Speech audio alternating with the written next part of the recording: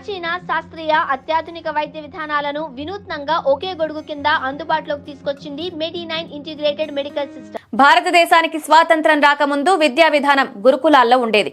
గురుకులాల్లో విద్యార్థులు గురువులను గౌరవిస్తూ ఆదివారాన్ని ప్రత్యేకంగా ఆరాధన రోజుగా జరుపుకునేవారు. ముఖ్యంగా సూర్య భగవానునికి పూజలు చేసేవారు. సూర్యునికి పూజలు చేయడం ద్వారా ఆరోగ్యపరంగా మంచి ఫలితాలు కలుగుతాయని, దీర్ఘాయువు కలుగుతుందని నమ్మేవారు. సూర్యుని దినంగా ఆదివారం ఎంతో పవిత్రమైన రోజుగా ఉండేది.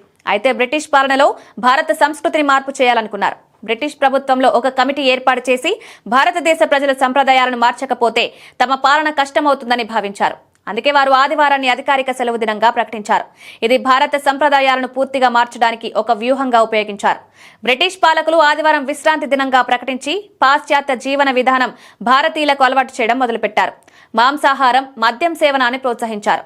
దీనివల్ల భారతీయులు తమ సంప్రదాయాలను మర్చిపోయి కొత్త జీవన విధానాన్ని అంగీకరించడం ప్రారంభించారు.